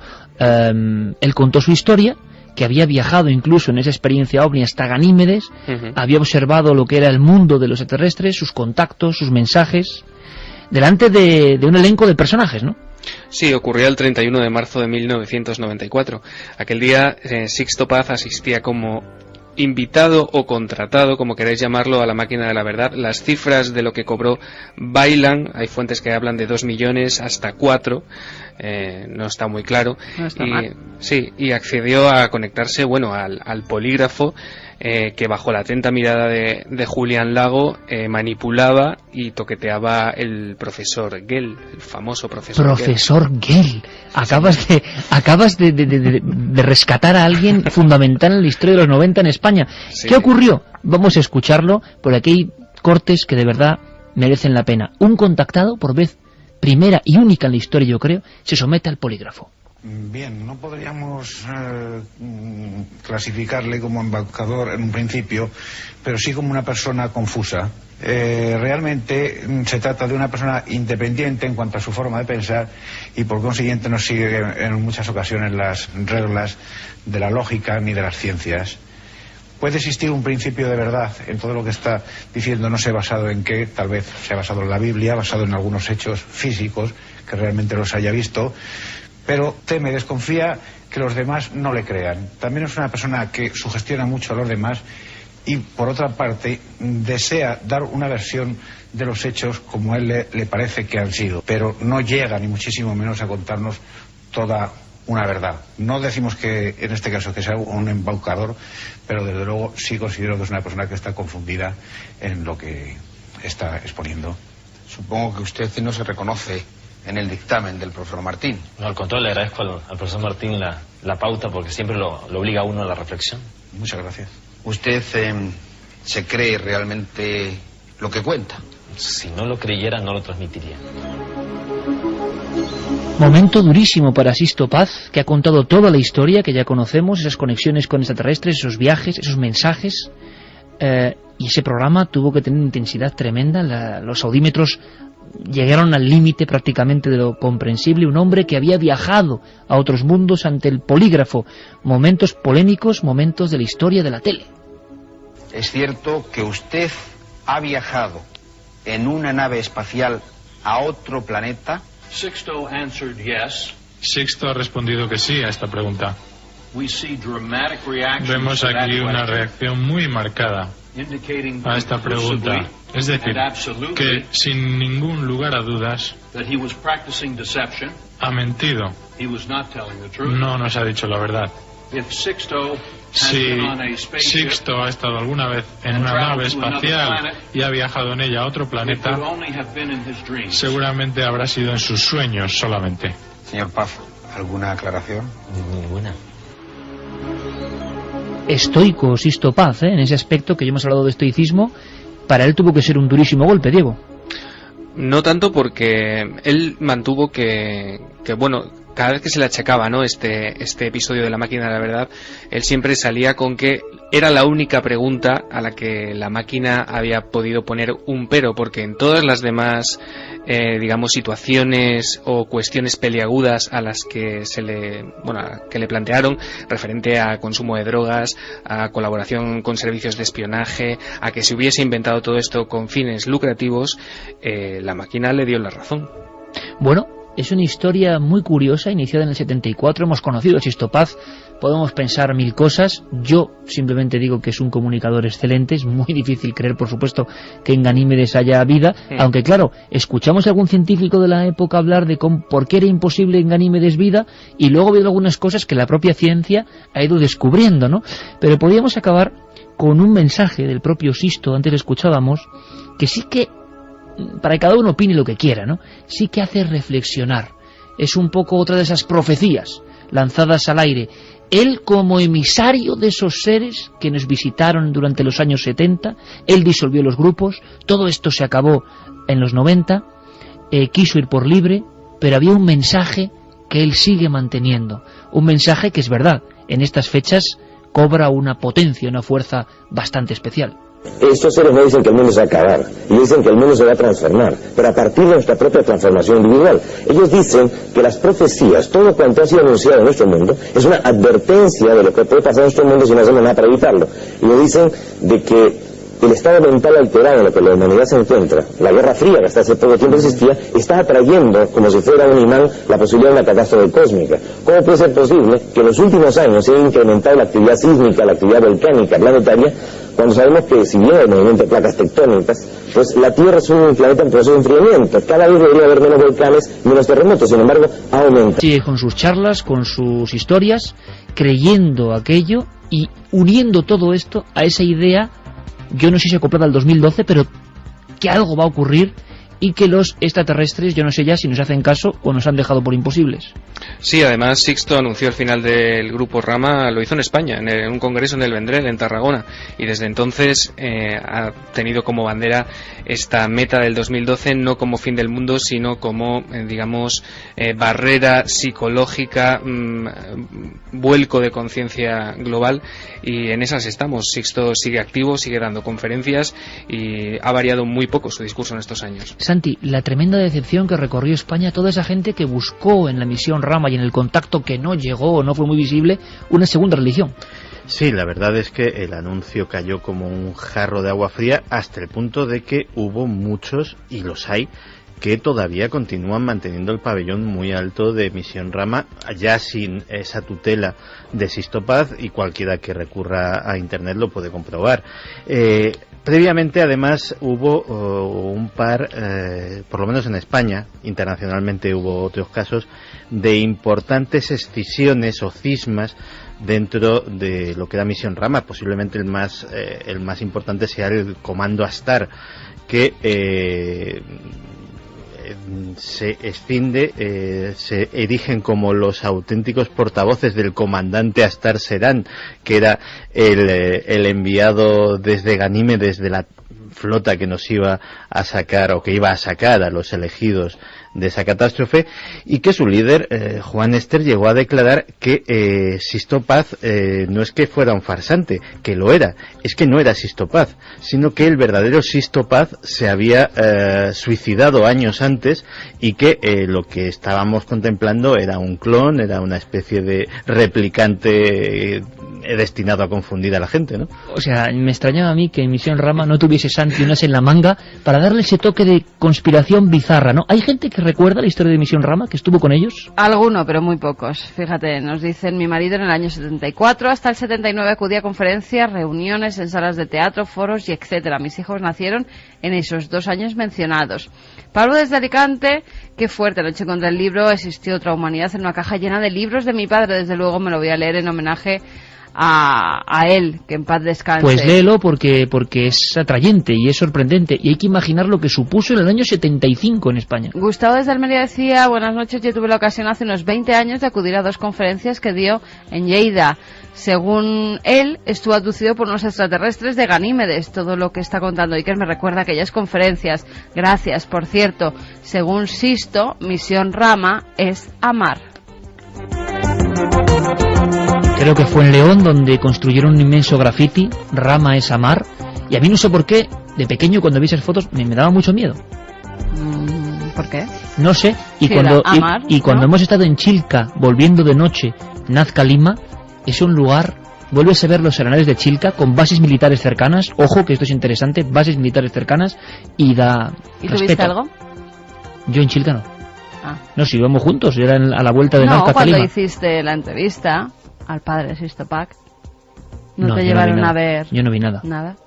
Ismael nos decía, no estoy seguro de si se trataba del grupo Rama, pero mi madre recuerdo que en alguna ocasión hizo referencia a que su hermana, mi tía, estuvo de joven en una secta que iban a los bosques a contactar con extraterrestres. Era todo ese movimiento que se fragmentó en miles de pequeños movimientos. Y que finalmente cuando se desengañó lo pasó mal y tuvo problemas con su pareja de entonces. Por desgracia me quedaré sin saberlo, pues mi madre murió hace 4 años y mi tía también ha muerto hace 2 meses. Esto es toda historia de la transición española, idea de nuevas cosas que sustituyen a la religión, llega con muchísima fuerza, nueva era y el desengaño cuando falla la profecía es brutal en España. Y hicimos en su día un recuerdo de lo que era Rama. Ahora, con fragmentos del túnel del tiempo, hemos puesto tanto, casi voy a decir, un cuarto de siglo, sí, casi un cuarto de siglo después, un poco el asunto sobre la palestra, porque yo sé que esto ahora puede tener nuevas vías. o gente que se anime a estos movimientos de mesianismo que cuando llegan fechas clave pueden llegar a ser peligrosos. Así que, ojo, esta es la visión de Misión Rama, esta es la historia de Misión Rama, y así quedó, hay que decirlo. Era otra época. Ahora hemos visto en muchas televisiones como hay muchos personajes que dicen contactar con seres de otros mundos, muchos de ellos eran que se recorrían toda la televisión, y yo creo que ya no se les hace ningún caso, la verdad. Bueno, lo que vamos a hacer es mirar a los cielos ahora. Nos llega una noticia interesante desde Navalmoral de la Mata, lugar donde ha habido muchos avistamientos de ovnis, y en esta noche de luna, bueno, yo creo que hay que estar especialmente atentos. Miramos a la luna y más allá, hacia Ganímedes, recordando una historia del grupo que más influencia ha tenido, sin duda alguna, en la historia de nuestro país. Llegó a haber 600 grupos, algunos afirman que cerca de 5.000, 6.000 personas como jefes de comandos, en una historia que terminó de forma abrupta. Esa historia la hemos contado en el túnel del tiempo con fragmentos de sonidos, fragmentos de la memoria del misterio. Diego Marañón, hasta la próxima. Un placer. Un sonido. Una voz. Una investigación. Milenio 3. Iker Jiménez. Cadena Ser.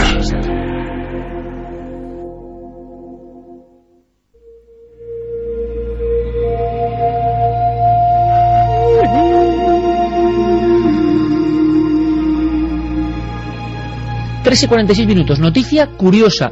La tienes en la pantalla ahora mismo y hilamos con España. Perú-España hilados por el misterio. Pues sí, porque decían las noticias, halo lunar en el cielo limeño de anoche, y esto es una noticia del 19 de marzo. Al parecer un halo lunar apareció en el cielo de Lima alrededor de las 11 de la noche, cuando la luna, decían, se encuentra estos días en su fase de luna llena. Este fenómeno se produce cuando en el cielo hay cristales de hielo a unos 8 kilómetros de altura o más.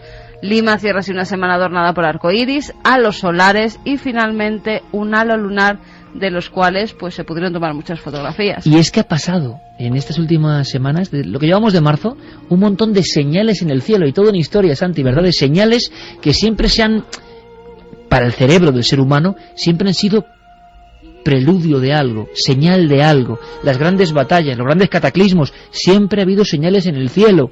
Y es curioso, porque antes del terremoto, y no es que nos enteremos ahora, sino que antes del gran tsunami terremoto ha habido una panoplia de filmaciones impresionantes. Alguna la veremos mañana en Cuarto Milenio, como el doble sol, ¿no? Dos soles muy extraños que al parecer tienen una explicación científica, pero no queda muy clara, porque hay además entre los especialistas bastante pelea, porque unos dicen que sí, que es un fenómeno de reflejo, podríamos decir, que parece que las nubes hacen como un espejo y eso hace que se vean dos soles, pero otros dicen que eso no explicaría esos dos soles tan potentes que captan las cámaras. Mañana veremos las imágenes, Iker, en Cuarto Milenio, porque son muy impactantes. Ha habido muchas antes del gran cataclismo, sí. Incluso nos lo ha corroborado, hemos hablado con Emilio Carreño, director de la Red Sísmica Nacional. A veces estas luces tienen algo que ver, ocurren antes, durante y después de los terremotos en una franja muy corta de tiempo. Parece ser que es energía que libera la propia Tierra. Pero entonces es una señal de la Tierra también. Sí, lo que pasa que nos fijamos tan poco en las señales que nos da la Tierra. Sin duda. Sí se fijaron en Navalmoral de la Mata. Nuestro querido amigo, nuestro corresponsal en Extremadura, Gonzalo Pérez Sarró, fue el primero, como siempre, en dar la noticia. Toñi es la protagonista de esta historia, vive en Navalmoral de la Mata y, bueno, nos contaba algo que puede ser absolutamente normal, que seguro que es normal, pero que va en este tema de señales, ¿no? Como toda una población, o una parte de una población, se queda como asombrada, observando quizá lo mismo que se ha visto ahora en Lima. Fue el martes pasado. Otro halo, pero un halo como un círculo oscuro detrás de la luna. Cuando Gonzalo me lo contaba, por escrito, yo decía, vamos a llamar a Toño a ver si quiere hablar. Llamó a su hijo, llamó a parientes, todo el mundo mirando por el balcón, algo que era asombroso, que no era normal, que no era un halo de la luna normal. Por cierto, ¿alguno de vosotros, de vosotras, lo habéis visto, este halo de la luna? Sorprendente, como un gran plato oscuro enmarcando la luna. Nos lo contaba así. Tengo el vicio de fumar y me salí al patio porque en casa no puedo fumar. Entonces siempre me gusta ver las estrellas en el patio y tal, ¿no? Y me extrañó mucho porque dije, ¿qué hay ahí? Y ya me salí un poquito y vi que era un círculo muy grande, en negro. Y la luna estaba en su fase, pero estaba en el centro y pues normal, me imagino que la luna tendría su tamaño normal, pero el círculo era exageradamente negro y luego alrededor pues estaba el cielo como siempre, oscuro, que no era nublado ni nada, pero lo que más me extrañó fue eso, ese círculo. Para que te hagas una idea, era más o menos como un puntito en el centro y esto enorme, grande, era muy grande. Y yo no lo he visto nunca.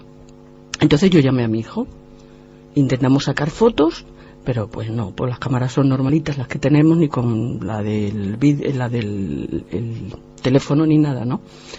Y estuvimos observándolo, llamé a mi hermano para que lo vieran ellos y también lo vieron, y entonces pues nada, seguimos observando. Eran sobre las 10 menos 20 de la noche, me acuerdo perfectamente. El testimonio de una persona, de unas cuantas familias en Navalmoral de la Mata, se lo debemos a nuestro compañero Gonzalo Pérez Sarró, que sigue informando, que sigue puntualmente haciendo su maravilloso trabajo y que nos manda estas informaciones. Algo debe estar pasando, algo físico, pero toda una historia de señales, ¿verdad, Santi? ¿Verdad, Carmen? Señales desde la antigüedad, cruces, soles rojos, dobles soles, trazas antes de una batalla. Lo contamos ahora porque tal día como hoy, una noche como esta, pasaron cosas. Efemérides del misterio. Carlos Largo.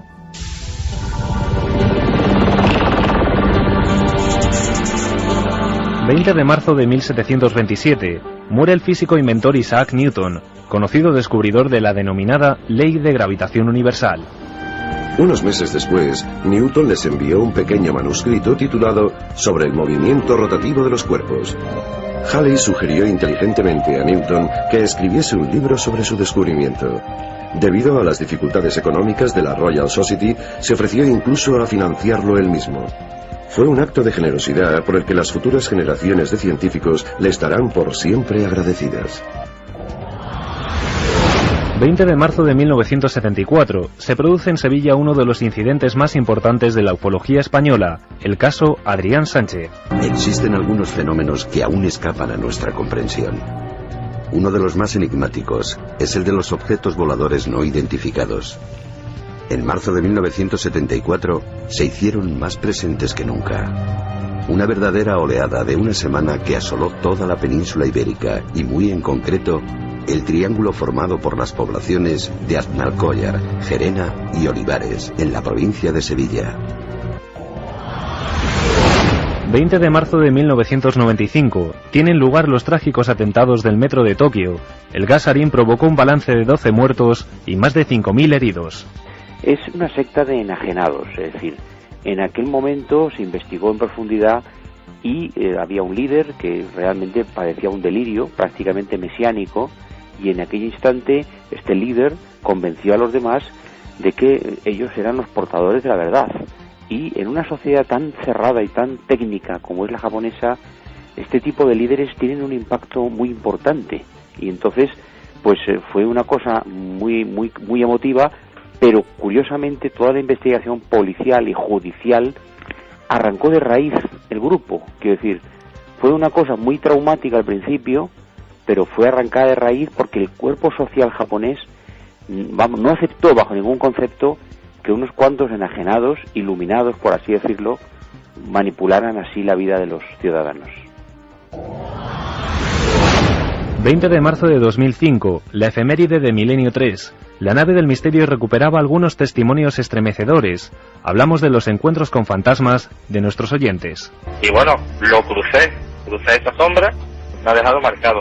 Una forma negra, pero que no sé tampoco definir. Estaba subiendo la escalera. Yo te digo que una persona no era. Yo, claro, me quedé, no sé, me asusté mucho. Se oía un llanto lejano, entonces yo subía el llanto de un niño, pero era un llanto, como decirte, de un niño llorando, o sea, era un llanto de a veces desgarrador, otras veces no, y sí que me pareció ver dibujar una silueta, pero vuelvo a repetir, el hecho de ese llanto más sonoro, más agudo, me hizo girarme y ya... Lo que sí pude ver es como si se levantase su brazo y con la mano diciendo ven. De hecho a mí se me obligó a repetir otra parte comentando que no había pasado nada porque nunca me creyeron. Desde Ecuador nos informan que también tuvieron extrañas luces en el cielo parecidas a auroras boreales en los últimos días. Claro, con las tormentas solares también en diferentes partes del mundo se han visto imágenes que son preciosas hasta que uno se da cuenta que son las llamaradas del asteroide pasando cerca de la Tierra. Y eso sobrecoge, la verdad. Vamos con los ganadores de la película Mother, un thriller de Bong Joon. Pues nos decía Carl, no temáis por Bong Joon, Japón. o sea, al revés de Bon Jovi, este es Bong Joon.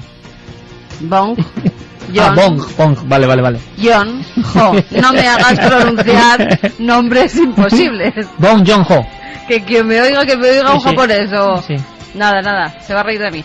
No temáis por Japón, pues es la tierra de los samuráis y son capaces de mantener el orden en el puro caos. Son una cultura impresionante. Otro de los DVDs es para Félix. Desde Barcelona me impresionó el testimonio de una mujer entre los escombros buscando a su hijo. Cuando le preguntaron a quién buscaba, no quiso dar su nombre porque decía que si lo pronunciaba no le volvería a ver jamás. Y Wow. el último es para Carlos de Badajoz. Las imágenes son simplemente espectaculares. Me gustaría saber si alguna vez ha ocurrido que se haya visto el espíritu de algún oriental por parte de un occidental o viceversa, o incluso personas de color por parte de blancos. Qué interesante. Eso puedo decir que sí. En las bases hay varios casos de fantasmas en las bases norteamericanas en Japón, donde los centinelas norteamericanos han tenido ocasión de ver fantasmas japoneses. Un abrazo muy fuerte, feliz semana, ser muy feliz.